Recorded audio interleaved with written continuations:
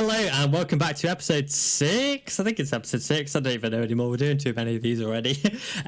Welcome back to whatever episode I think it might be of the Everything Motor Racing podcast. I am joined by Jacob Ward. Hello, what's happening? And Some guy. Some guy. Hello, everybody. Everybody's favourite unknown is back. Yeah, the Irishman. The resident Irishman, I think. Token Irishman. Pretty much. We thought, because we've got a Britishman, we've got a Welshman, may as well have an Irishman. We'll probably get John McPhee at some point, complete the English Isles squad, Yeah, it'd be like the start of the joke, an Englishman, an Irishman, and a Scotsman walk into a bar. And they debate MotoGP for an hour. Love it. Love it. You can't beat MotoGP at the end of the day. And we have had an amazing 3 races at Portimao. Yeah. Yeah, my God. What could you say about today? It was probably the best combined weekend of racing that we've seen in a long, long time. Oh, it was epic. Everything, every single race was just, you'd look down the field and there'd be battles, there'd be talking points, there'd be everything. It was just wild. Yeah, it was actually mental, if I'm honest. Because I love Portimao. Man, I love Portimao. Please, Dorna, put it on the calendar full time. I don't think I could live without Portimao at this point. Yes, it's I love Estoril, but Portimao is just next level. I don't see how they can't have it on permanently now. It's just so damn good. Yeah, it is just spectacular, isn't it? I think. Everything, it has everything. I was saying to Keelan off recording that what you can do is you can set up for maybe 3/4 of the track, but you're always going to have one weakness where you set up for the rest of it somewhere, because it has absolutely everything. Yeah. So you're never going to get the perfect setup for Portimao. So you just have to do the best you can almost. Yeah. And because of that, it's it just creates such good racing. Because everybody's strong somewhere. Yeah, it just creates chaos. Because as well, some riders are stronger in some sectors than others. So Cambobier, for example, was good in sector 1, 2, 3, and he was setting in massively good lap times. And in the last sector, he was slow. And then you got the Suzukis who are good in some sectors, and then the Hondas are on, but you can't really set up for a full lap, if that makes sense. Exactly. It's no matter what you do, you will be weak somewhere on Portimao, and it just makes for such good watching. Yeah, it's just such a leveler, isn't it? Like you said. But yeah, so we're going to do something a little bit different this weekend because we've had a few little tidbits to talk about before we obviously go into the race weekend, which was a bit mental.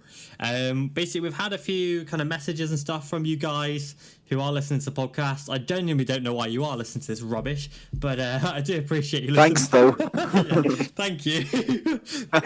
Makes me feel fuzzy and warm at night, people actually want to listen to what I say. What the hell? Yeah, it's true. When we had the first episode and not many people listened, I did have Deck crying to me. Just no, why don't they like me? What did I say? Me. Just love me. But yeah, we've had a few kind of people message us about a few things, and we like to discuss things. I'd like to say that we're fairly knowledgeable in the sport, obviously relatively allegedly positively, maybe possibly knowledgeable, but so obviously some of you for some reason want to hear our opinions on things because you're a bit weird. And so we've had a gentleman basically message us about this podcast. He wants us to discuss the Esparga'bro brothers. Obviously, Paul and Alicia. Obviously, Paul rides for the Repsol Honda team in MotoGP, and Alicia Spargaroe is riding for the Gracini Aprilia squad, and has done for the past however long now, 4 years, 5 years. And obviously, Paul has pushed the KTM to where they are today, which is, fantastic what he's managed to achieve. But basically, and I'm sure he's not the only one. I'm sure there are a few people who share this kind of thought process, and I can understand it from an outsider view. But obviously, it's a good thing for us to kind of discuss. So, basically, they've been watching, obviously, MotoGP for a long time now, and they remember Paul Espargaro having a good year in Moto2. Obviously, he won the 2013 Moto2 World Championship against Scott Redding. Yep. And then obviously moved into MotoGP, and he's got, I think he's got 6 podiums now to his name, and Alicia's obviously got 1 podium to his name. So obviously when you look at these stats, you know, you're like, okay, they're not that great. You've been in MotoGP since, you know, God knows how long. But Yeah, that's it. But at the end of the day, you know, you might not see why these riders are so good, why they're so hireable. You know, obviously, if you know, you're like, why are they keeping up rides? Why are they taking up rides still when there's better riders in Moto2, etc., which I can understand completely. But I have a few kind of arguments myself as to why these riders are good, and I'm sure you two do as well. But yeah, I want to start off with Paul Espargaro first. Okay. So, what do you think, Jacob? Go on then. Right, well, hit me with yours. Yeah, right, okay. So... And I'll decide if it's good or not. Okay. So, with Paul, I genuinely think he's a really good rider. I personally really rate him. You know, he did take the 2013 Moto2 title. Yes, it was at the expense of Scott Redding getting injured, but a title's a title. Anybody, rider, can get injured at the end of the day. It's not like it's... You know, Yeah, you've got to win a title over the course of a season, not one race. Yeah, exactly. So, one race doesn't win a title. Obviously, Yeah. There's never been a lucky title for me. No, never. You can have a lucky race win, but you can't have a lucky title at the end of the day. But Exactly. you know, with Paul, you know, he's coming to MotoGP. He raced for the Monster Yamaha Tech 3 bike for a few years. The best result of P4. Never got on the podium. He had a few front rows, etc. He had genuinely a decent time. It was a decent bike. He had factory Yamaha support. He won the Suzuka 8 Hours for the team. He was a good rider. But the bike, he kind of, for him, the Yamaha obviously has to be ridden in such a smooth, calculated, controlled manner. Paul Espargaro isn't that rider. But nobody realised... Very true. Yeah, exactly. But nobody realised that until he left Yamaha and got on the KTM, which originally was built to be smooth, nice, before they realised, no, it's quite literally a bull, but an orange bull, where, you know, it has to be... an animal. Yeah, it literally is an animal. And, you know, it has to be fought, it has to be battled down. You know, KTM took 4 Yamaha riders when they kind of first went into the thing, you know, because they took Bradley Smith, there's it Paul Espargaro, then the Tech 3 Yamaha team came alive, and they took Johan Zarco, and they took Siren, obviously with Oliveira slotting into Zarco's Tech 3 slot, and Zarco moving up to the factory team. Right. So 4 riders who are used to riding in a certain way then had to completely change their riding style for a bike that demanded it. Exactly.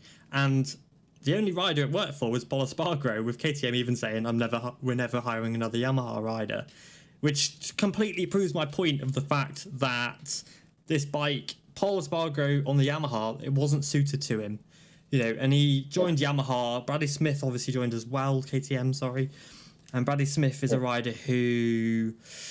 He needs to be smooth, he needs to be nice, you know, whereas Paul Espargaro needs a bike that can really, like, you know, that he can really wrestle. Yeah, that he can force into doing things they don't want to do, kind of thing. And he didn't realise that until he got onto this KTM. And then he's kind of brought the KTM from where it was, with obviously the help of Danny Pedrosa, to the front of the grid. He's got podiums on it. It's a race winner. He's got, I think, 5 podiums last year on it.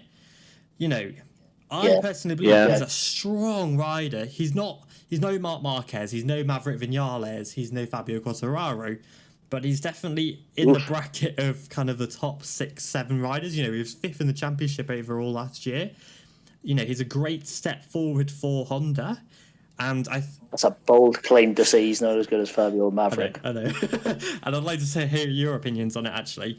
But, you know, he is a very strong rider, and I think he can definitely battle for wins and podiums. I think if he does battle for wins and podiums this year and takes them, then he would be at the level of, say, Vinales, who's got more than 5 MotoGP wins, Fabio Quartararo, who's got 5 MotoGP wins and various podiums. You know, I personally really rate Paul as being a front runner once he can get attached to the bike. You know, the Honda, he can battle, he can wrestle, he can blah, blah, blah. So, yeah, fight me. Yeah. Well, I think I'm going to back you on a lot of it.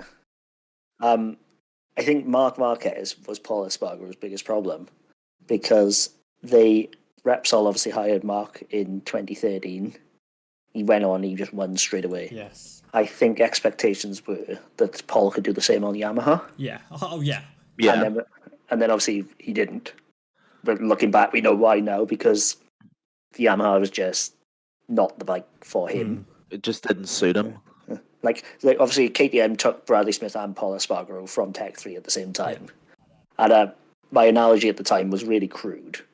But I said, if you were a woman and both of them were asking you out on a date, Bradley Smith would be the one to say, oh yeah, give you flowers and take you to dinner. Paul Espargaro would smack you over the head and put you over his shoulder. What has happened? No, it's a crude analogy, but go with me. It's a crude analogy, but go with me. Oh no! Because Paul Espargaro is the more aggressive rider. He's the one who forces it to fit almost in the corners. You know what I mean? Like he sometimes the bike doesn't want to go where he makes it go. Whereas Smith, he was very smooth, very gentle, tickled the bike, and I think because of that, Paul would be an entirely different style of rider. Yeah. And a different style of person. Yeah. And I think the main issue that, of course, Paul had was that the Yamaha required the Bradley Smith style, and he couldn't do that. So then jumping onto the KTM, and immediately shaking his head on the straights, just not cornering, not doing anything he wanted it to do. I think he took it as a personal challenge. Yeah. Yeah, that's a good point. And he thought, okay, if I can make this work, which I know I can, I'm going to make sure that I get this KTM to the top. Yeah. I don't think he anticipated that he would be the guy winning on it. But the fact that they took 3 wins last year, two Miguel, 1 Binder, and a multitude. That's got to fill him with a certain sense of satisfaction. Yeah, because I agree. He's done it. He's developed it to the point where he can win a race, and then gone and left. He's gone. Yeah, ciao, job done. But yeah, for Paul, I think he is actually alien level rider who's never had the right bike under him at the right time. Yeah, I actually agree with you, Jacob, pretty fully there. Paul's an unbelievable rider. I'm very surprised that his pedigree's actually being questioned.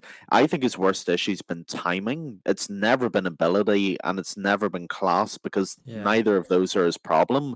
Like you said, when he was on Tech 3, he was good, but it never fit. Then he went to KTM, and he made a really, really good bike that was working for him. But Paul's style is most like Marc Marquez's than anybody else in the paddock. It's right until the wheels fall off. It's elbow down. It's gritty, and it's wrestling. And personally, yeah, exactly. And if he was still in the KTM, I think you would absolutely be seeing him winning races. I think the move to Repsol Honda came actually at the worst time for Paul, because he, like Jacob said, he's brought that bike to the brink of being a multiple race winner. Well, it is a multiple race winner, but for him.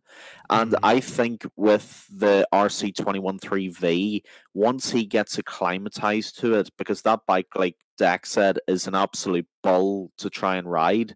Once he's got acclimatized to it and he's used to it, you will see him winning races. I'm fully confident about that.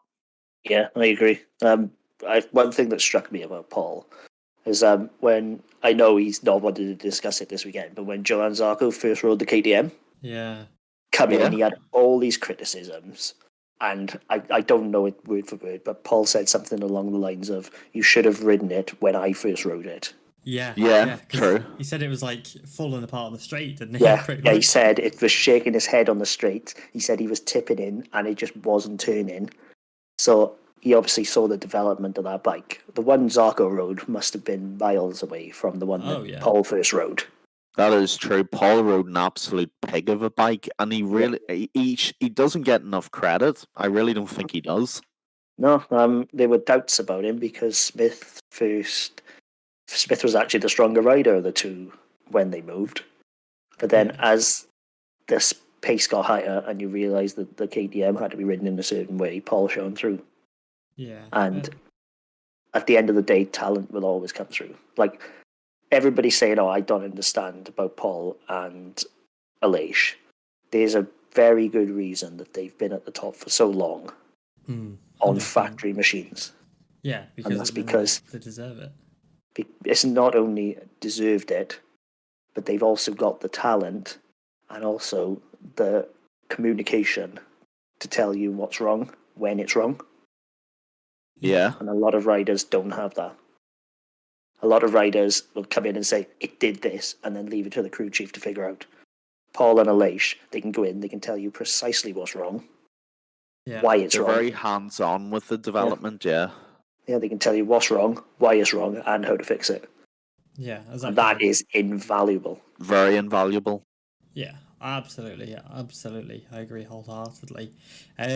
So then moving on to Alicia Spargaroe. Obviously, if you're somebody looking into Alicia Spargaroe, you'd be like, what the hell? You know, if you look at his stats and you just go off his stats and his career, you look back. Okay, yes, he won the 125cc CEV championship in 2004. Yeah.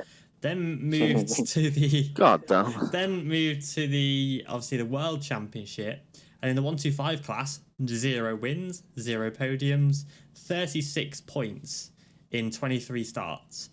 Then he moved up to the 250cc championship.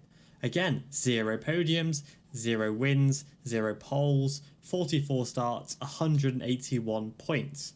Again, yeah, the problem is with those 125s and 250s.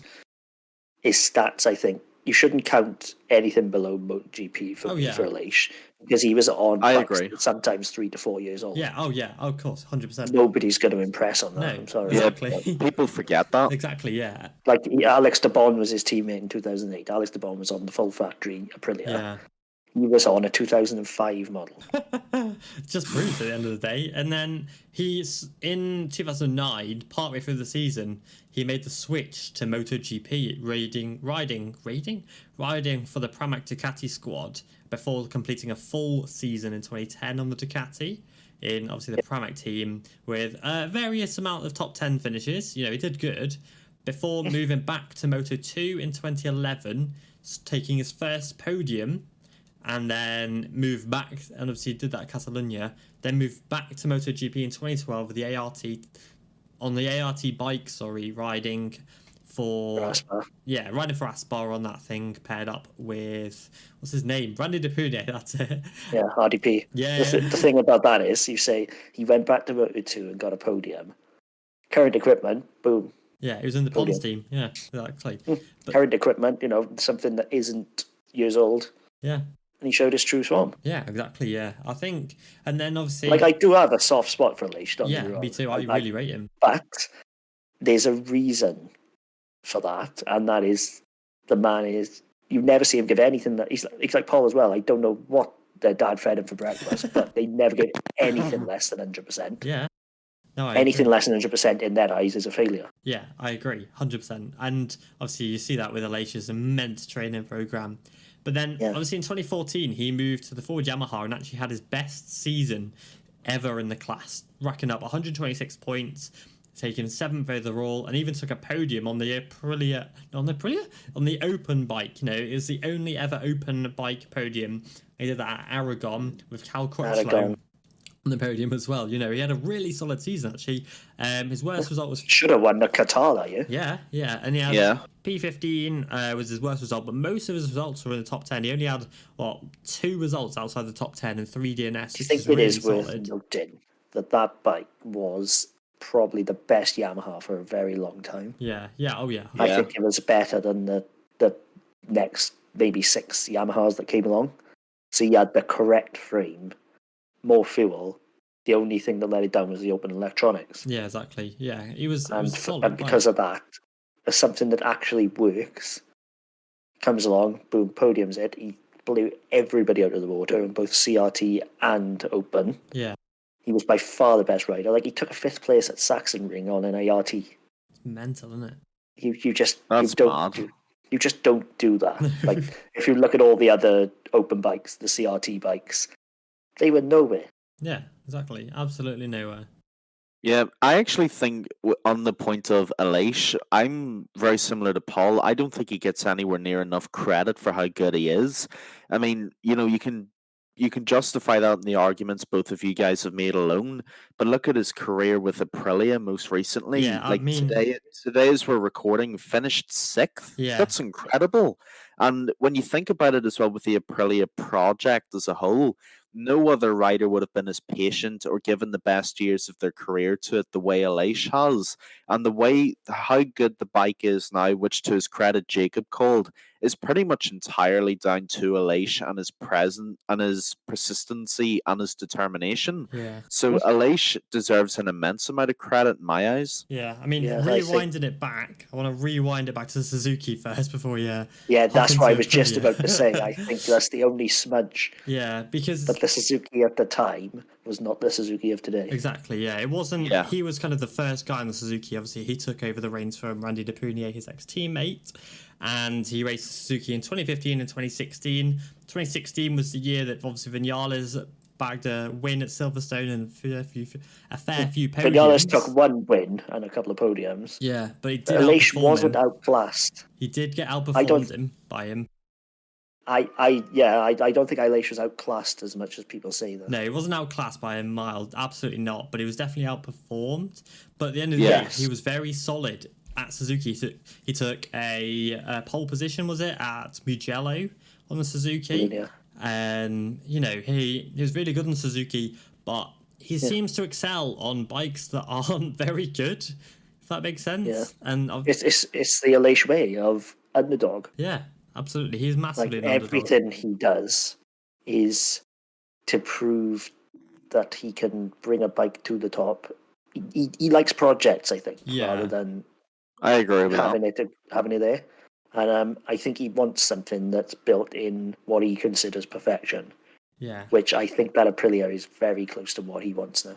Yeah, he's kind of spent Right. the last years just building it up to where it is now. Yeah, he's got full control now. I think the best thing that could have happened to Aprilia was Iannone getting banned. Really? Yeah. Because now Aleix is the team leader, the one who stands up and be counted, and we all know Aleix under pressure thrives. Yeah. And you got to remember as pressure's well, here. and as well on the point of Aleix, when you consider the joint argument that was made to Declan about him and Paul, Aleix has got a fundamentally different riding style to Paul. Aleix reminds me more of Jorge Lorenzo in that sort of smooth, flowing riding style, and he's done an unbelievable job developing the Aprilia to perform in that way, because whenever he first took it over, it really wasn't that great of a bike. And over the years, we've seen how brilliantly he's developed it. And like I said at the beginning of my part in this, I think he deserves so much more credit than he gets. Yeah, aside, like, we all know how good Iannone was talent-wise. We put Iannone talent-wise at the top, near Marquez, near the Jorge Lorenzos, the Rossis. Yeah, absolutely. He's the only other rider who hopped on that Aprilia and took it anywhere near Aleix. What does that tell you about Aleix? At the end of the day. That simple. Yeah. You can say what you want. You can say I don't understand why why they are in the paddock and getting good rides. Name me anyone else who isn't already in that MotoGP paddock who could do a better job than either of them. On their current machinery, you got to think obviously Yeah. he's like sixth Literally place. slot them in right now. Yeah, Instead, who isn't already riding for someone else in MotoGP yeah, because who could do a better job, and there is literally, I don't think, anyone. no, because no one's going to be able to come in and develop the Aprilia given he's got full 4 seasons of experience on it already. No rider's got that experience of the Aprilia under their belt. No rider's been able to ride it. He's taken it obviously to their best result of 6th today, which he alone on the Aprilia has achieved. What, 1, 2, I'm counting it, 3, now 4 times now he's taken a P6 on that Aprilia. It's getting like, he knows Iannone couldn't do that consistent. No, I mean, he has obviously he did score a P6 on the Aprilia as well, but Once. yeah, at the end of the day, Aleix is a lot better rider than people give him credit for, and I would love to see him on the podium this year. I think we will see him on the podium this year. I've said it before, Yeah. and I will stand by it. Yeah, I he think will. Jacob's right. Yeah, I agree. I think he will. I mean, at the end of the day, he's The second I saw that Aprilia, and I saw what they'd done to it, to make where they're pushing with it, I knew that Alicia would excel on it. Yeah, absolutely. At the end of the day, I said it at the time, and I will be proven right that it's a race-winning bike, and I think Alicia will be the guy winning on it. yeah. I mean, I don't know if I can ever say that Alicia will win on the bike because he's, like I said, he's yet to win a MotoGP bike. Yeah, wait till we get to Catalunya. Yeah, but you got to remember as well, in 2017, 18, and 19, he got DNFs at Catalonia, and 16 and 15. He's DNF'd to Catalonia 6 years in a row. Where did he qualify on him? I have no idea. Always at the top. Yeah. And with that, then he was pushing basically bikes that didn't deserve to be where they were. It's no wonder he DNF'd a lot. Yeah, but it's his you've got to find those limits. Yeah, but Alicia getting podiums would really vindicate him and his work with Aprilia, and that's why I would love to see it happen. I fully agree with Jacob. I'd love to see it happen as well. Don't get me wrong. I really like Alicia off track as well because he's a family man. You can tell his family has everything. Yeah, like his wife, she's lovely, but she also has her own career.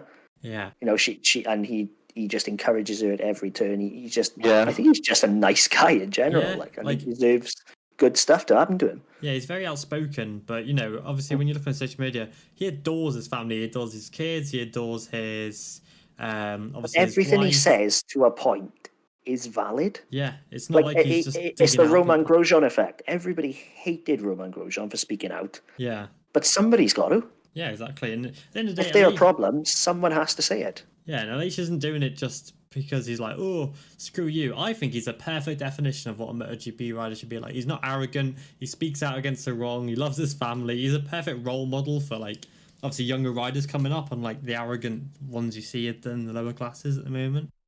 Yeah, when he's unhappy, he doesn't hide it for sponsors. No. He's if something has annoyed him, he's a MotoGP rider. He's risking his life every race, which everybody is on that circuit.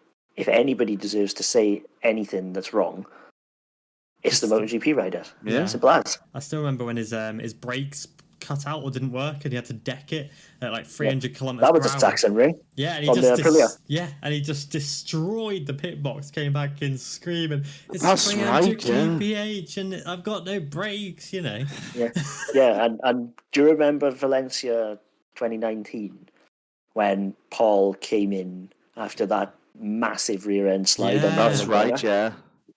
Rather than everybody's applauded him, and that in that moment, Paul and Alicia both came across as perfect MotoGP riders for me because the first thing he did wasn't be like, oh yeah, it was awesome. First thing he comes in, goes straight to his chief mechanic and says, there was no traction control, I almost died. Yeah. That says to me everything you need to know about the Esparga Brothers. Yeah, they don't need the ego boost from that. They don't need the clicks. They don't need people going, oh, it's great. It's no, this is my safety. This is my life on the line. And not only that, it's the will to improve. Yeah, exactly, yeah. Like some riders but not so much now because the field is just stacked with talent. Oh, it's mental. But some riders get to MotoGP and just are happy they're there. Yeah, they just relax a little bit. And they're happy to make up the numbers. And I don't think the Esparga Brothers are that. No, as in, Alicia signed a deal for 2022, and he has said that that'll be his last one. But, he's raced full-time MotoGP since 2012, and if you add the extra year of 2010 in, he's got over a decade in MotoGP. You don't stay there that long by being useless and by being a tool. Yeah, that's it. He doesn't bring money. No. So you can't even, it is an important part of MotoGP is money. So pay riders, for me, they shouldn't get the criticism they do. At the end of the day, someone's seen something, they're happy to take your money. So be it. Yeah. But, yeah, if you had the money, you would do the same. So any criticism of a pay rider needs to be knocked on the head. But neither Esparga brother brings money. They bring sheer talent. Exactly, yeah. And grit. Yeah, and just pure determination to just force it through, Right, moving on from the Esparga Bros, as people like to call them. Asparagus. Oh, love that. So I decided to, on the Instagram account, do a little poll.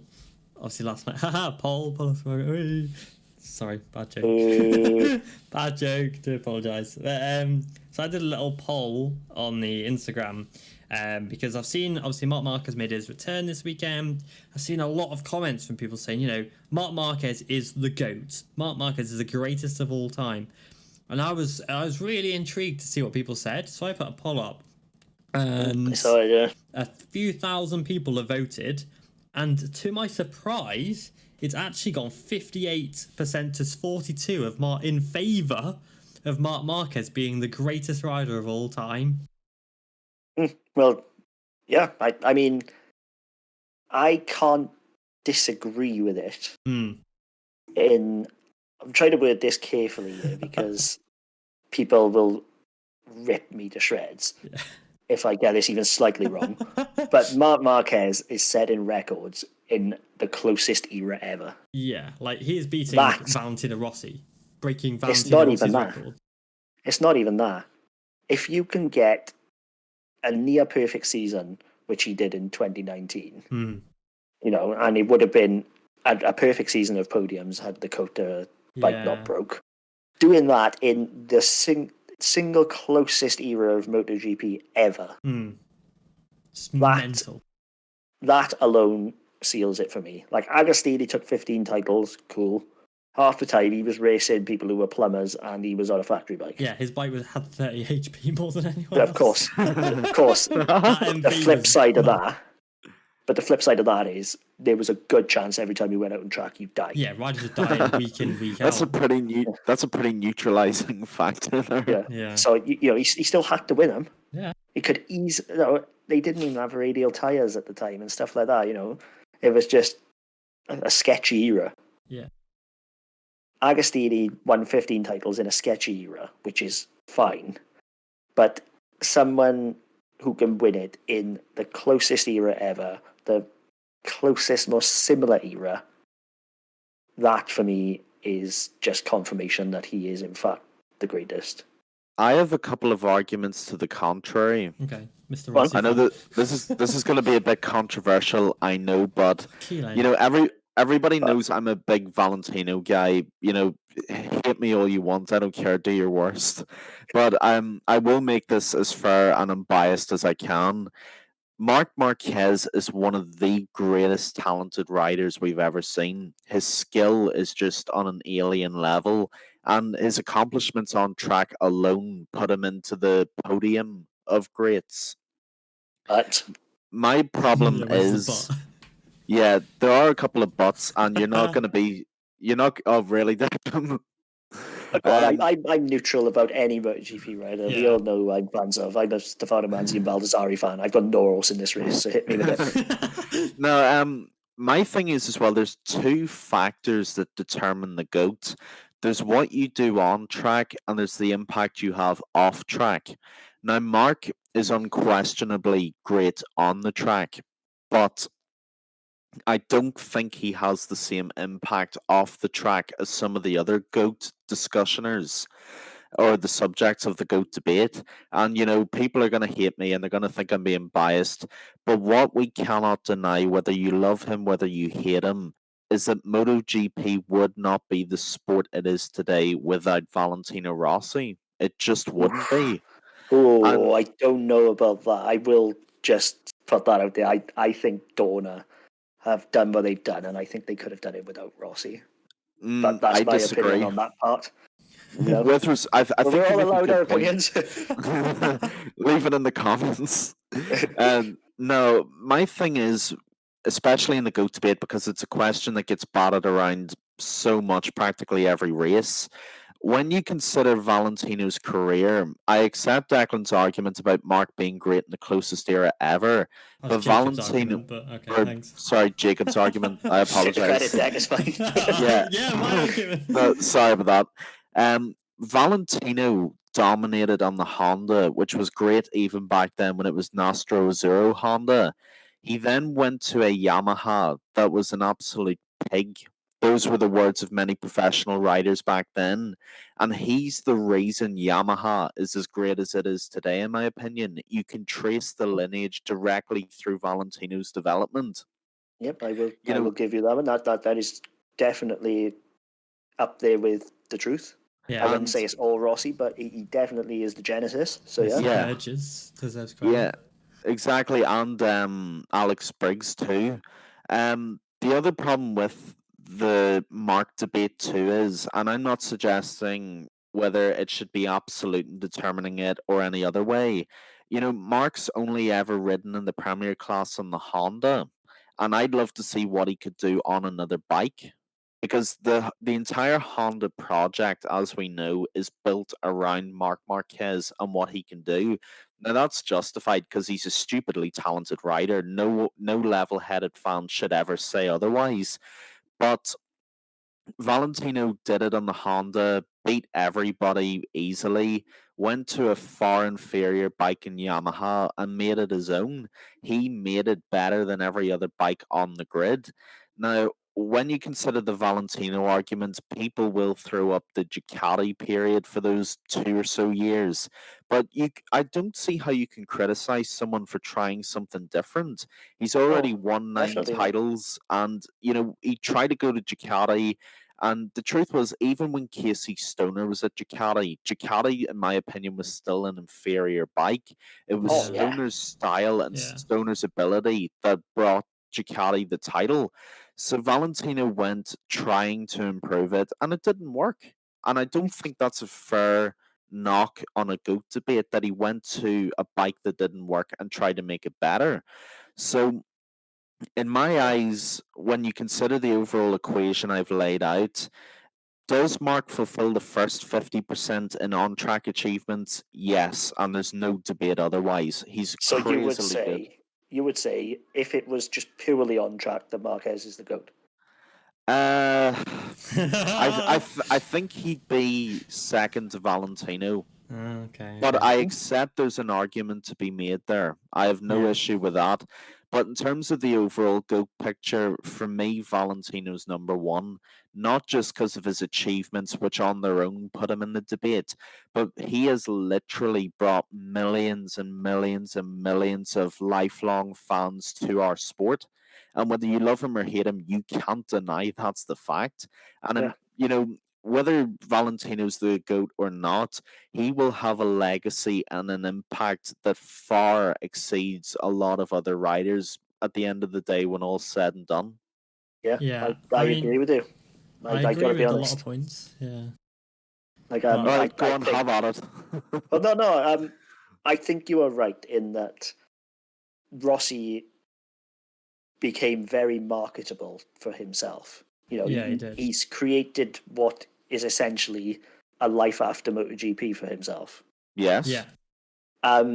Marquez at the moment doesn't have that. Mark's Yet. life is racing. Yeah. But Rossi was also not in this position at Mark's age. No. And it's tricky. I mean, personally for myself, I wrote an article about it a little while ago, and I basically compared Valentino Rossi with Agostini, with Mike Hailwood. All three riders are three, you look at the podium of greats and you put them on the thing. I personally wouldn't say there is a GOAT, because saying there's a GOAT, saying there is a singular GOAT, is disrespecting every other rider down that chain. You can't compare Marquez with Rossi because of the errors they raced in. Rossi had, who did he have? Sete Gibernau, he had Max Biaggi, he had these riders who weren't as good as Marc Marquez had. Marc Marquez had Lorenzo, he had Pedrosa, he had Dovizioso, he had Valentino Rossi himself to go Rossi also had Lorenzo too. Yeah, but Rossi had a rookie Lorenzo. Yeah, And Rossi, he beat him, let's not forget. Yeah, Rossi had a rookie Lorenzo. Rossi had a rookie Stoner who beat Rossi to a title. Nicky Hayden beat Rossi to a title. Stoner beat Rossi to a title. Marc Marquez has come along and beaten all these riders who are still at the peak. Lorenzo at the peak. Yeah. I always said that the only rider that could ever take a title off of Marquez, is Lorenzo, which he did in 2015. But to say there is a GOAT is disrespecting the riders of the past. Mike Hailwood, for example, and Agostini. Agostini won 15 titles. Obviously, a lot of the races he raced were, say, two in the same weekend, the 350cc and the 500cc championships on the MV. But he then stepped off the 350 MV and hopped on the 350 Yamaha and won every single race in the season after. Yeah. Mike Hailwood, both Mike and Agostini won various and multiple TT races, including Mike Hailwood's famous 1978 return to the TT on a Ducati after, getting a bit bored of his 9 to 5, hopping on the Ducati and winning the TT again. And then you say off the track and you're like, the argument of these riders being marketable. Agostini was adored by everybody, even British fans. Mike versus Agostini was like a massive topic. And yet, when Mike went to the TT, they were all screaming Agostini's name. Yeah. Agostini was a superstar. They adored him, and they still adore him, He is the previous generation Rossi. Yeah, absolutely. Yeah, There's a reason he's still in the paddock now. Yeah, exactly. Agostini was at the 2019 Phillip Island GB podium and other things, because Agostini is, he's the rider with the most titles. The original GOAT. Yeah, exactly. And then Possibly not the reigning GOAT. Yeah, and then obviously Rossi has come into the class, and he's obviously done what he did, hopping off the Honda onto the Yamaha, making the Yamaha great again, that kind of thing. Make Yamaha great again. It's terrific. Yeah, terrific. I like that. Yeah, and he did really well. Then he went to Ducati, came back. He was still there, but he wasn't as there with Marc Marquez doing what he did. But Marc Marquez is very marketable as well off track. He's got a lot of adoring fans. If you look at the social media stats, he is. You know what annoys me about Marc? What? Is the fact that people think he's false. For some reason. I don't understand that. He isn't. I think if anybody's false, it's Rossi for kicking people and all that. Oh, don't say that. Sorry, what? Yeah, really kicking that woman on the scooter. Do you remember that? Yeah. Oh, God, don't say that now. No. I just heard the bomb. Yeah, that's like people think Marquez is a false person, and I don't think that's the case.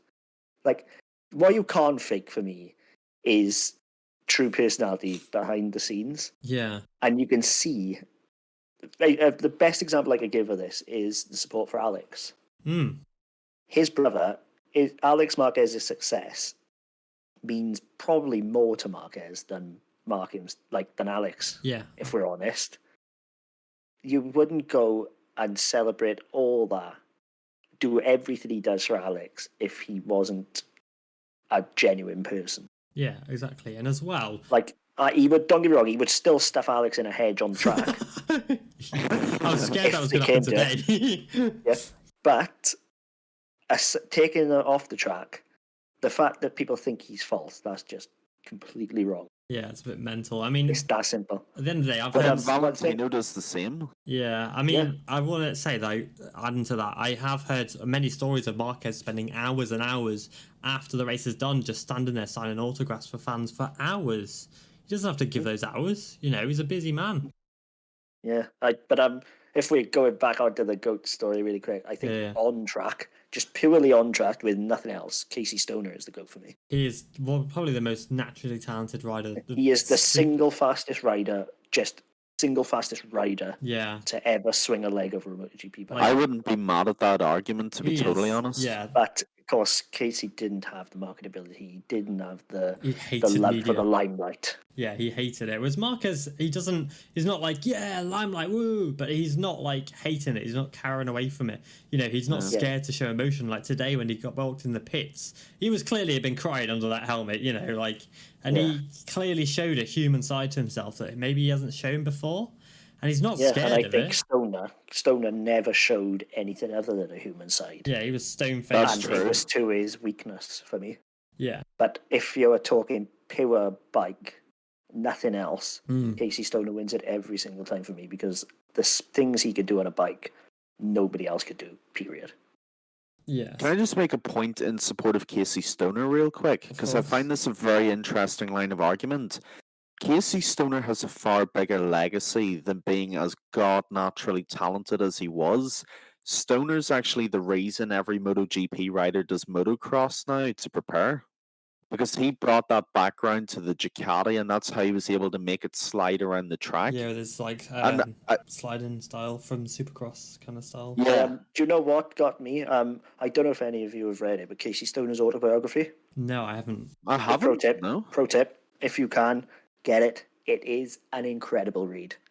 I would say there's it is. one part in there which says when he was doing the bitumen flat track back home in Australia, and he was doing a lap, and there was just some guy with a stopwatch. No, nothing fancy. No, he's talking like 10, 11-year-olds Casey Stoner. Yeah. He's doing laps, and he wants to break a certain time. I can't remember the exact time now. And the guy was saying, he was watching him on the side, timing him. He was missing it by hundredths of seconds, thousandths of seconds each time, and shaking his head. The second he broke it and went faster by something like 0.003 of a second, but he got under the time, he shook his head and he knew he'd gone quicker. Nice. That, for me alone, confirmed that Casey Stoner is the single most talented rider, because anybody who can feel milliseconds like that, which he then brought all the way through onto MotoGP. Yeah, and took 2 titles home with him, and left at the top he of the brought game. it all the way through. He knew exactly where the limits were, and he knew how to get past them. Yeah. Like, if I'd say if 99% of people who jumped on a MotoGP bike tried to do what Casey Stoner did, they would end up 3 feet in the air on their head. Well, I don't think there's much argument to counter that. Only rider I can say against that is obviously Marc Marquez, but that's... I think in a straight fight in 2013, Casey Stoner stayed, Stoner would have beaten Marquez. What about 2014 when Marquez was where he was, winning 10 races in a row, though? When Marquez was adapted to the class and not a rookie. I still think I don't think Stoner would have beaten him in the title, but Stoner would have taken wins. Yeah. But you can't force a guy to race who doesn't want to race and wants to spend time with his family. No, exactly. I don't blame him. He's a family man at the end of the day. But on track, Casey Stoner. Overall, at the moment, I would argue for Rossi just because of his impact. Yeah. And what you got to think is, I do disagree with your point of Rossi made MotoGP what it is, because Dorna are very, very good at what they do. I think if Rossi didn't exist, MotoGP would still be in a very, very good place right now, because Dorna and their promotion, they're wanting to push on in terms of coverage. That would be there whether Rossi was or wasn't. But not to the same degree. Yeah, I can't agree with that. I do think that Rossi was the man who commercialized it, got it onto TV screens, because yes, Dorna did a fantastic job, but if there's nothing there that people are willing to watch, they're not going to watch it. And people there came there in their millions to watch Mr. Valentino Rossi race every weekend. I'm not disputing the fact that he brought people, but I don't think he is the reason. I think he is a great effect of what Dorna did. Yeah, of what Dorna did. I think he made Dorna's job easier. Yeah. But we would still be where we are now without him. Well, whenever there's fans at races, look at every single track on the calendar. Half of them are Valentino fans. That alone tells you. Half of them are red. Look at the crowds now; they're red. Yes, there's no debate on. He helped. Don't get me wrong. But I don't believe we would be any worse off without him.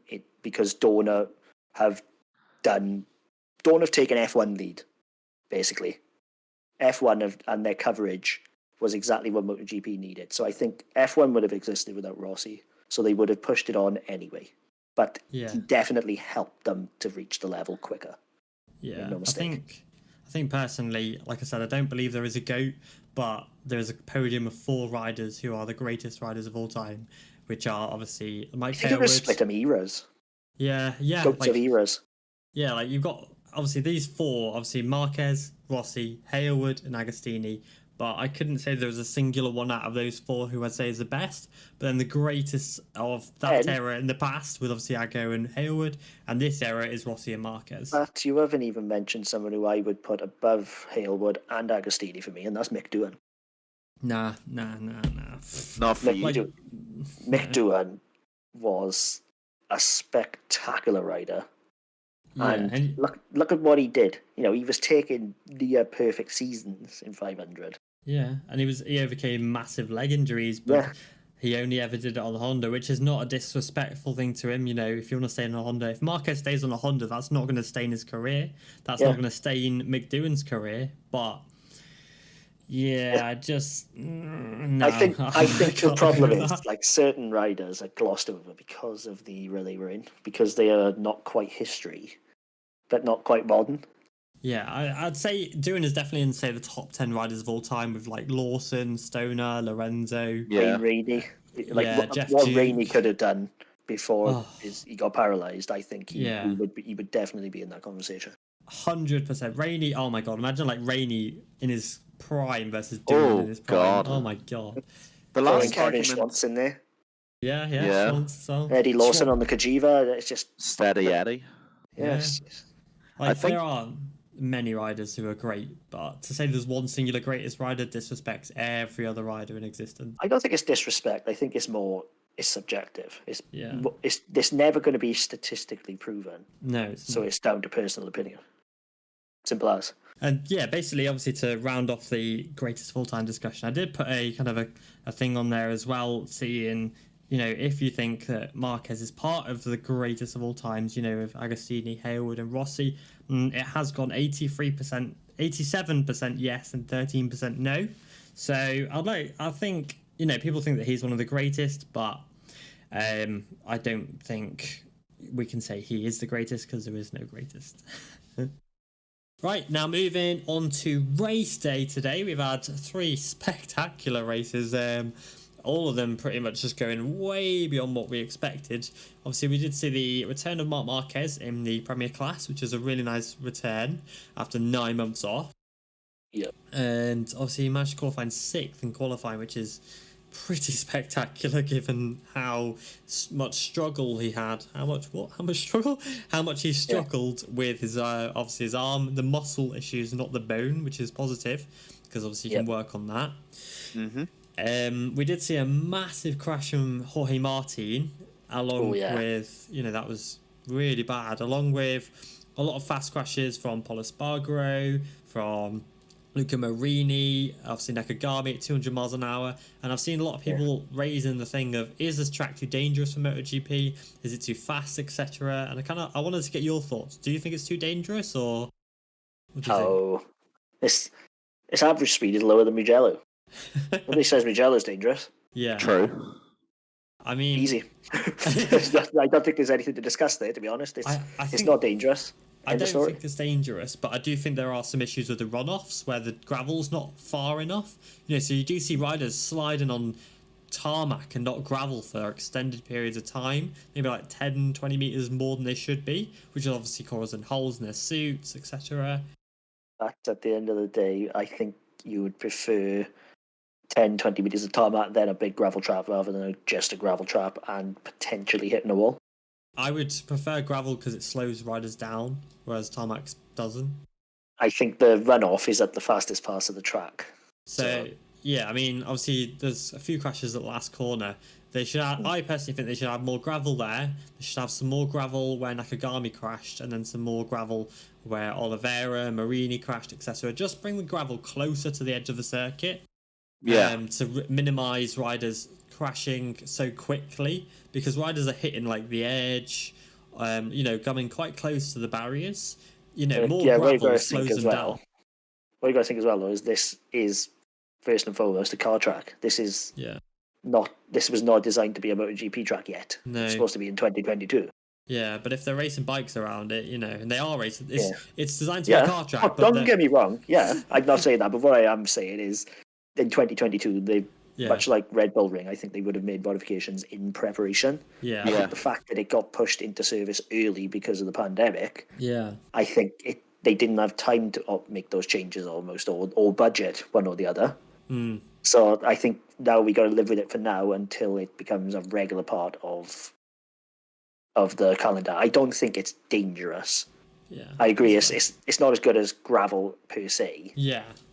But I wouldn't say still it's dangerous, but I still would advocate for having tons of runoff, tarmac or gravel. It's still better than a wall. Yeah, walls are just dangerous for very obvious reasons. I agree. I agree with Jacob. I think it's one of the best tracks on the calendar. I think the riders love it and the fans absolutely love it. This argument about it being dangerous has very, very little merit because it's going to be prepared anyway in line with 2022. You know, we saw especially for me, Takaki Nakagami's crash, he slid a good 30 meters on the tarmac, obviously before hitting the gravel. I think that's what Deck alluded to. But those will be fixed. This isn't some sort of permanent issue. It is going to be fixed in line with when Portimao was meant to become an official track. So I don't think there's much here to discuss, if I'm honest. No. Yep, I'd agree with you. Yeah, perfect. Moving on as well a little bit, there was a kind of an article produced by Autosport, basically that said that EMR said that Marc Marquez was dangerous during qualifying, following him, etc. But personally, I don't see how on earth it could have been dangerous. At the end of the day, Mark was following Mir, using Mir as a tow, which is not dangerous. You look at Moto 3, and it's... I think it's a mistranslation of a translation or something. Hopefully. Mir has been quite outspoken this season, don't get me wrong. I think he had every right to with Jack Miller. Yeah, oh yeah. Something like that. But I don't think he would have said dangerous. No. I think something's got lost in translation there. I hope so, yeah, because I don't think it's dangerous. Marquez was close and at some points quite clearly faster than Mir on the circuit, but I wouldn't say he was dangerous. Mir's never been a whinger. Not now, but now he's got a title on his belt. He's like, oh yeah, I can talk now. Yeah, but he's never been a complainer, really. He's never been truly outspoken. I think now he's world champion. Everything's under a microscope and getting misinterpreted or mistranslated. Yeah. No, so I personally would say I don't think he said dangerous. He might not have been happy. Yeah. I wouldn't be happy if Marc Marquez was following me. Let's be honest.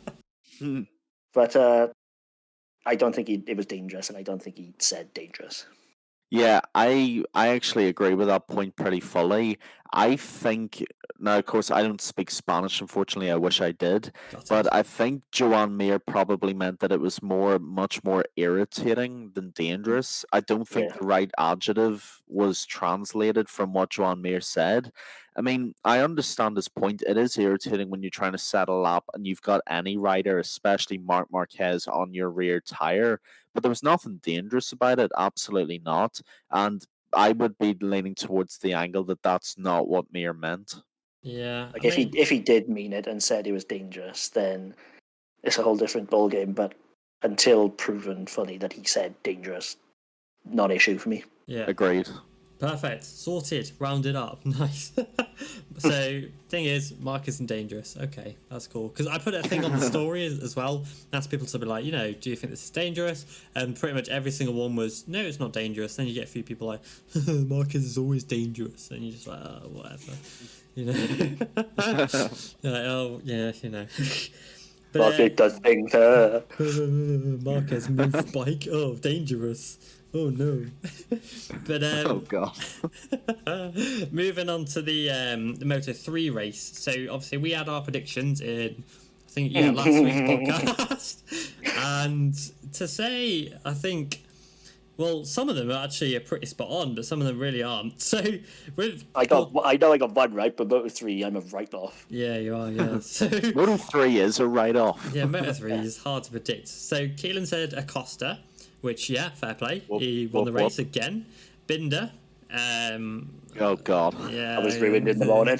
Yeah, and Gabriel Rodrigo, who had a good race. I'm quite angry at him, which I'll talk about in a minute.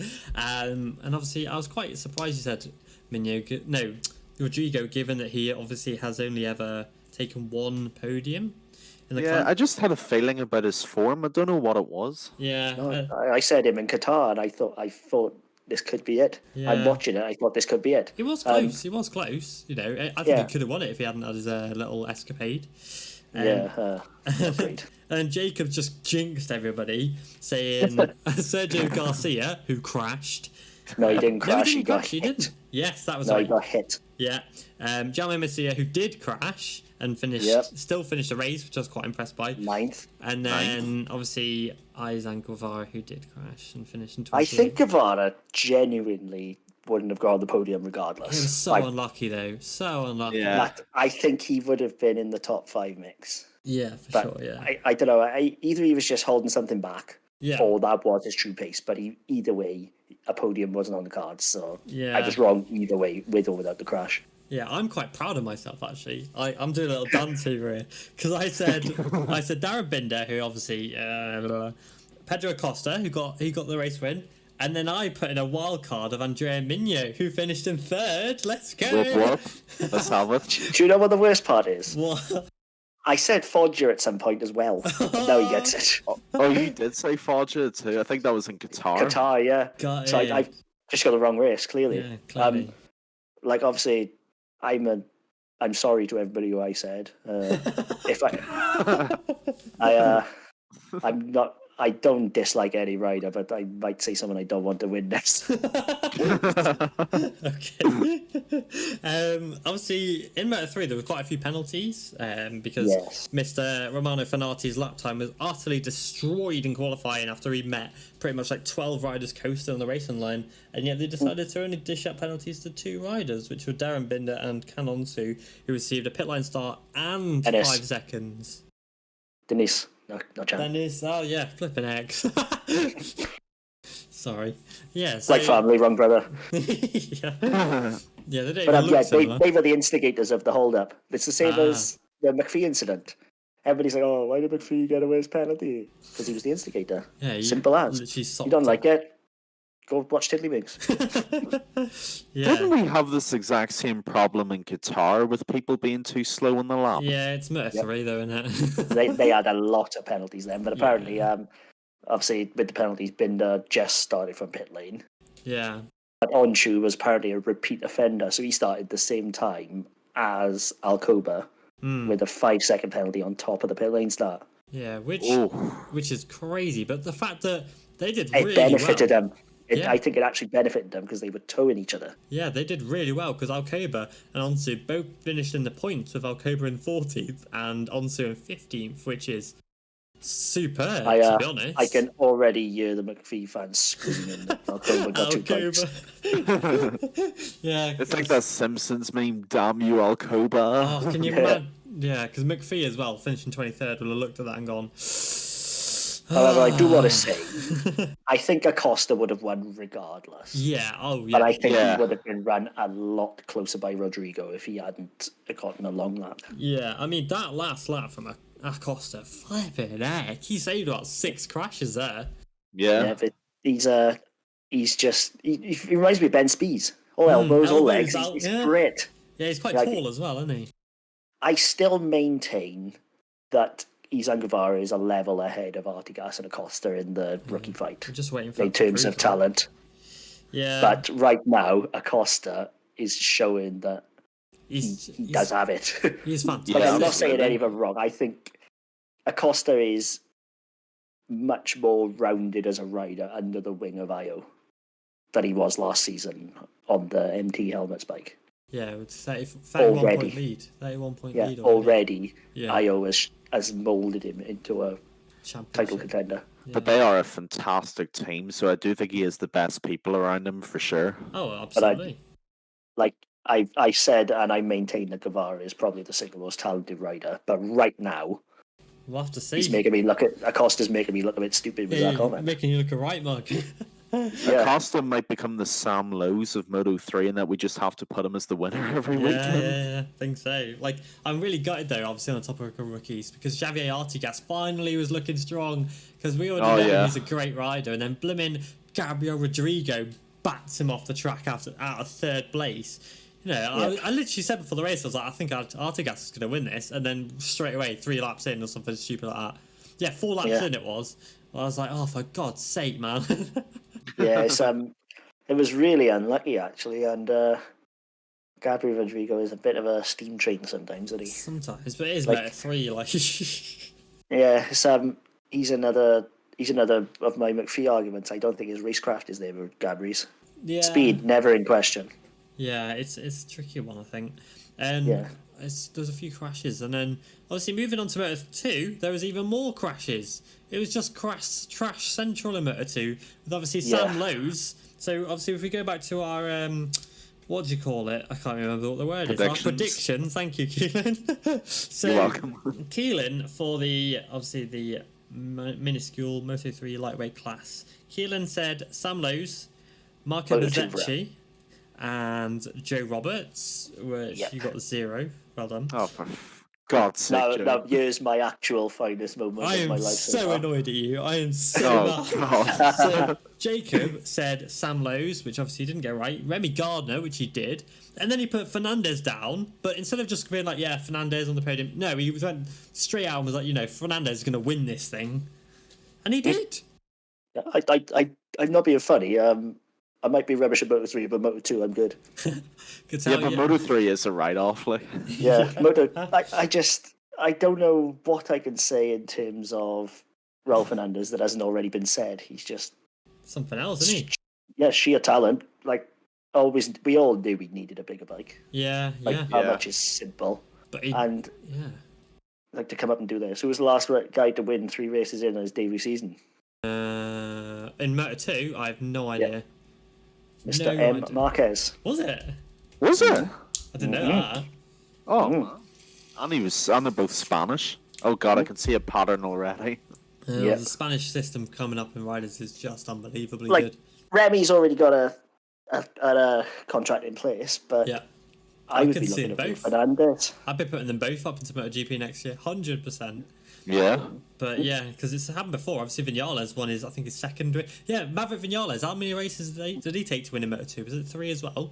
Because he won at Kota. You might be right. I think it's 3. It was Vinales, because he won at Kota. It may have even been his second race. I can't remember if it went Argentina and then. I'm going to Google it now. Hold on. Maverick Vinales. Yeah, if you can hear me typing, then that's fine. Or was it race 4? Let's have a look. No, it wouldn't have been. Moto 2, he won his second ever race in the class. Second race, there we are then. Maverick Vinales won his second ever race in Moto 2. So, if Maverick Vinales can be this good, and Fernandez can be this good, there we go. And obviously I put down... for the podium, Lowes, Gardner and Fernandez. So I'll take some credit, but not in the race win edit. Well, I get double points for calling the race win. Well, it's not really any points, but yeah, you can have some. Well, I'm keeping score, leave me alone. In our unofficial Everything Motor Racing leaderboard, Jacob's ahead. Yeah, well done, Jacob. You win nothing at the moment. And obviously, I went into their points.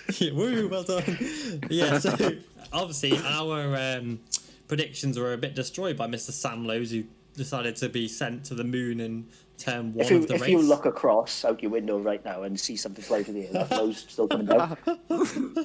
Oh my God. Oh dear, poor Sam. Sam. It was a biggie. That was humongous. That was horrid to watch. Oh man. Looking back at it now, it's easy to say at the time, but he should have hit Remy. Yeah, he was millimeters. It would have been better for him. I would rather him not hit Remy somehow. No, don't get me wrong. I'm not. Please don't just go and smash into Remy Gardner. What kind of messages? What's wrong with you? But I think in terms of Lowes' personal health, he would have been better off hitting Remy and just going down on the floor. Yeah, but rather than Remy? the way I don't want Remy to crash. Oh no! I'm not saying do it. I'm glad he didn't.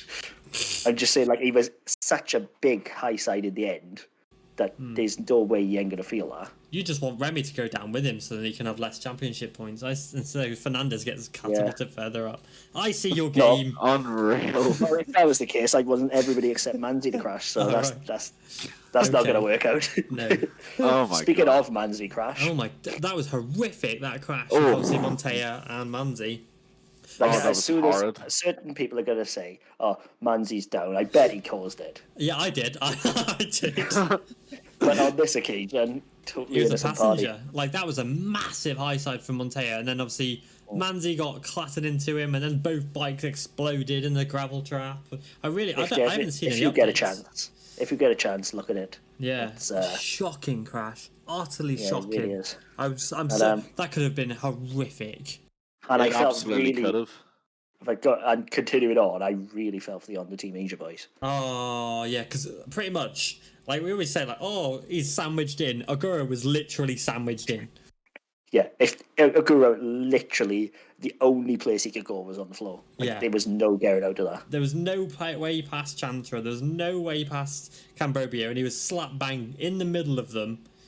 One of them was going down, Yeah, it's Unfortunately, he unfortunate took his it was teammate both the out. team age advice. I don't think the Honda team age are going to be annoyed at the Guru for that. No, no. Like, there was nothing he could do. Big respect for him though to come back and apologise to his team, apologise to his mechanics. Massive Oh yeah, respect. fair play to him, but I don't believe they will say, "Oh, it was your fault." No. There's no way. You know what I mean? Like No. it was just a freak accident. Wrong place, wrong time kind of thing. Yeah. Speaking of people being knocked down, blooming Vietti and Balega. Balega trying to fight Vietti in the gravel trap, even though it was his fault. Yeah, by precedent now, Yeah, Boulia should be starting with a 10-second penalty next race. I would hope so. Because if they don't do that, then why have rules? It's ridiculous, yeah. Yeah, but this is race direction we're talking about, It was caught on camera. It's a case of if you're going to be draconian, you need to be draconian everywhere. Yeah, 100%. And then I don't know whether they didn't like each other from the academy before or what. Maybe, but there was a bit of that was the argument that was made on the broadcast. Yeah, from I think BT you might be Sport. onto something. Yeah, it's possible. But then Joe Roberts really impressed me. Obviously, Oh. that overtake on Canet and Bezecchi. Oh my word! Oh, I'm so happy for Joe. Yeah, I liked his attitude at the end. Yeah. Obviously, Remy put on a very, very hard move. Yeah. Like, it was borderline fair, Yeah. if we're being totally honest. Yeah. But for Joe to go into the garage and laugh about it after. Yeah, oh, look at this tire mark on my suit. Yeah, I thought that was really good. And it's because he knows that he's quick enough that he can get revenge in terms of beating Gardner, not smashing into the side of him. Yeah, he's a real class act, is Joe. I was so Yeah. happy to see him up at the top where he really belongs. Yeah, because he obviously crashed out in Doha GP, and it was tough for him. But I think Joe could really do some good stuff this year. Obviously, he's riding for this Trans team, who are the Title champions in 2020. He's just a really good rider. And at the expense of Sean Dillon Kelly being a little bit sad, I wanted to shout out Marcos Ramirez because he raced and got a And point. Cameron. Yeah. But Ramirez was racing very injured. Very injured. I'm really sad SDK didn't get a go. Yeah, really I sad. was I would quite have loved sad to have for seen that. Yeah. But Ramirez justified the fact that he raced by getting a point. So, fair play to you know, him. like he beat Arbolino, he beat Luti. Mm. And that for me was decision justified, simple as. Hats off in a day, fair play. And then one rider I do want to pick up on is Mr. Jorge Navarro, who has apparently, from what I've seen, his team are quite annoyed at him at the moment because he keeps crashing, and he crashed his brains out last year and he's crashing his brains out this year. I don't want to see this, by the way. I just want to say that I can genuinely see him getting sacked halfway through the season if, say, Alonso Lopez or Fermin Aldeguer are doing well in the CV. That's exactly what I was about to say. There's massive pressure on him right now because they've got two young guns in CV who can easily come in and step in. Yeah, if both of them are fast, and Aldeguer is next level. Aldeguer is supremely talented. I've been banging the drum about him for a while now. Yeah. This is true. He's got into the Moto E race sim. Yeah, he was second, wasn't he? Yeah. So he's not slow, and he can manage a big bike. His Moto E's are not light. I would not be surprised to see him take a good run of wins in the CV when the Moto2 season starts. Yeah. And if he does start off that way, Jorge Navarro is going to be in real trouble. Big trouble. But if I don't know who's going to be more annoyed with him at the minute, the Bosco team or Magna. Yeah. The amount of I said imagine how much kangaroo they have to use with him. Yeah, I said to one of the guys at Magna actually. I was like, when they signed him from Alpine Stars, I was like, hey, your budgets are good for quite harsh, I know, but yeah. But proven to be fair now, and that's the problem. Yeah, unfortunately, so yeah. But yeah, these the real pressure is coming now. Like some would argue he didn't deserve the ride this year because of the way he smashed himself up last year. But his speed's not in question, but everything else is right now. Unfortunately, so I think before we move on to MotoGP, there is one rider who's also on a speed up I want to talk about, which is Aaron Canet. I wildcarded the wrong Aspar rider. You did. But like, And Reynolds got 3 points. You know, Yeah. not awful. fair But play. But like, Canet Canet made was, him look stupid. that battle was just one of the best battles I've ever seen in Moto2. Yeah. Unreal. Absolutely. And Canet, for a little guy, he's little and stocky, and he just rode. I wouldn't fight him. No, I would. He just rides the wheels off of that speed up. He looks so good on it. Yeah, we all know how good Canet is. There's a reason Aprilia approached him. Yeah, exactly. Like, he's not a mug. Nope. It's that simple. Like, the Boscoscuro is a slightly narrower window of operating than the Kalex in terms of chassis. But when it's right, as we've seen today, it can easily compete at the top. Oh yeah, 100%. Right, moving on to MotoGP. Obviously, we'll start with our predictions. And Keelan, you've completely screwed it.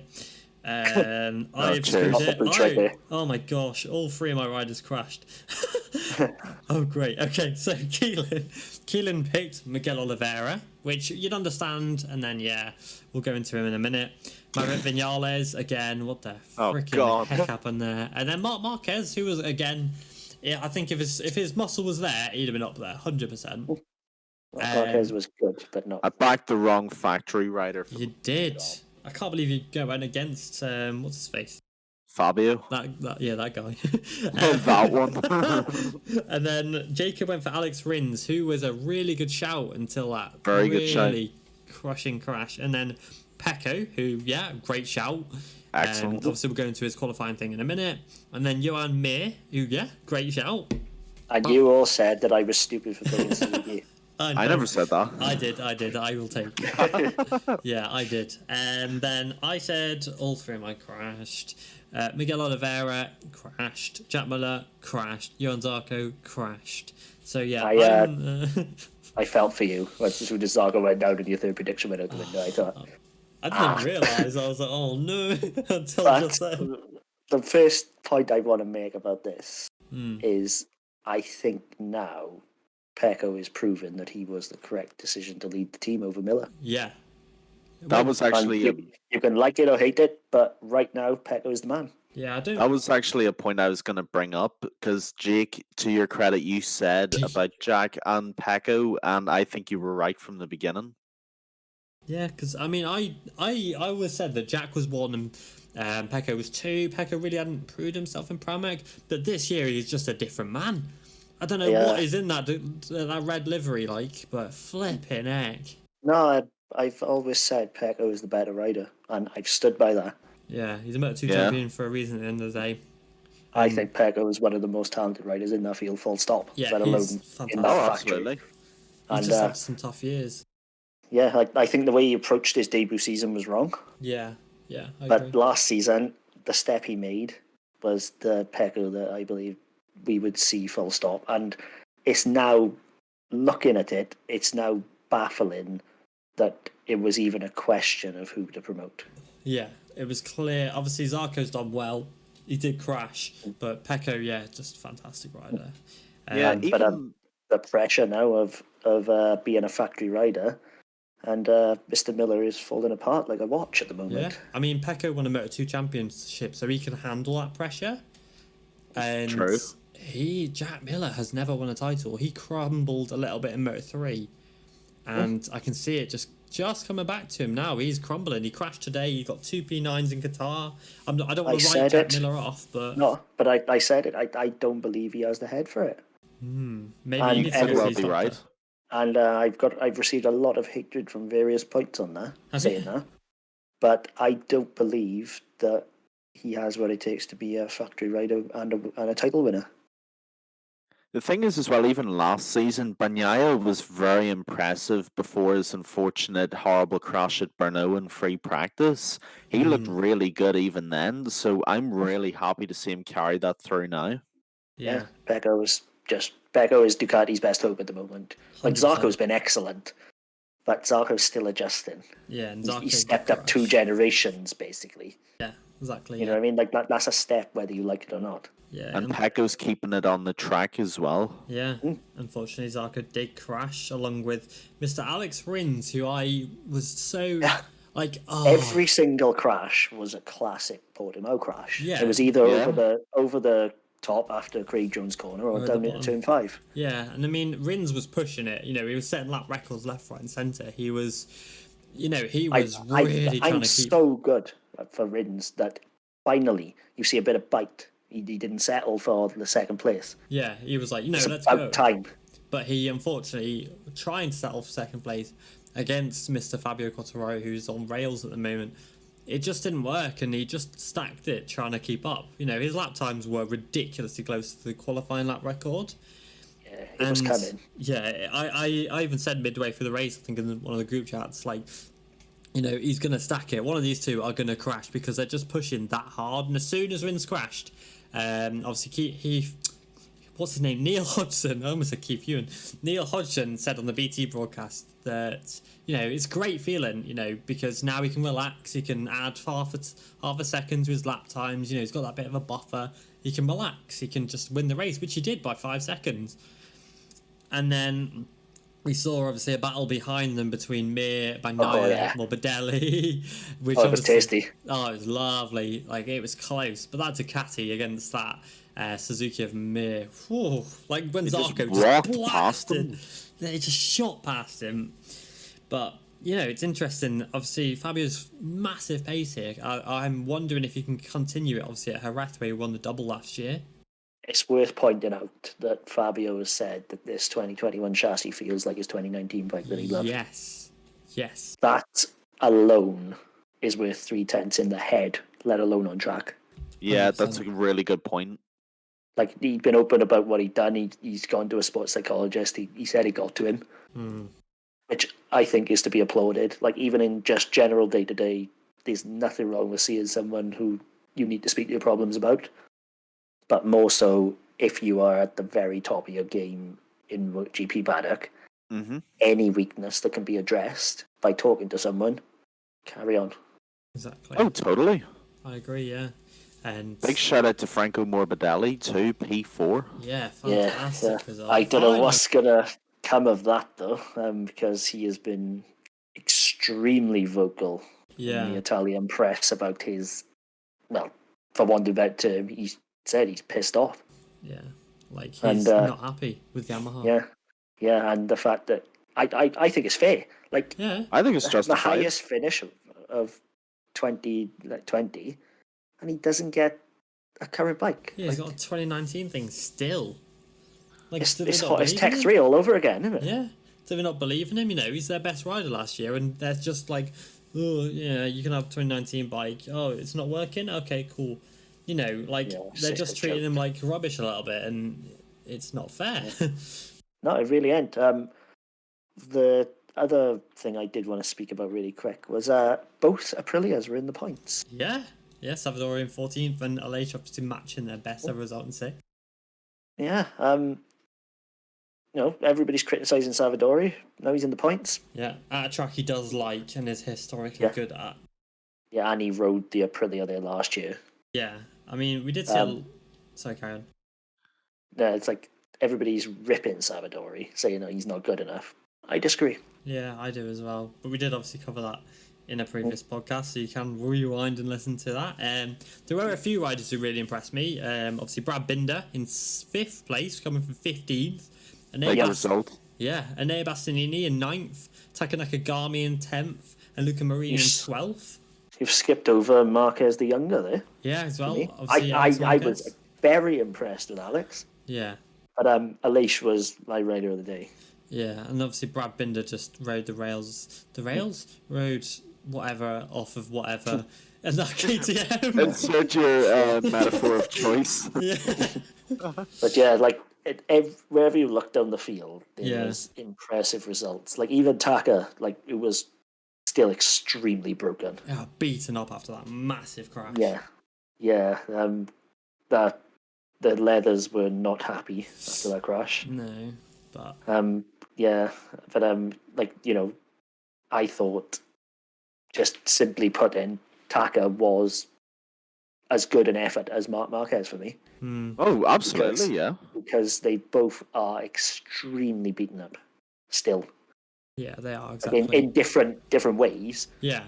But neither of them were anywhere near their peak. Yeah, they fought valiantly. Marquez's mental clearly showed in the early part of the race before he was like, oh, yeah. wait, I'm still hurting. But, Yeah, you could see when it started hurting, he faded. But yeah.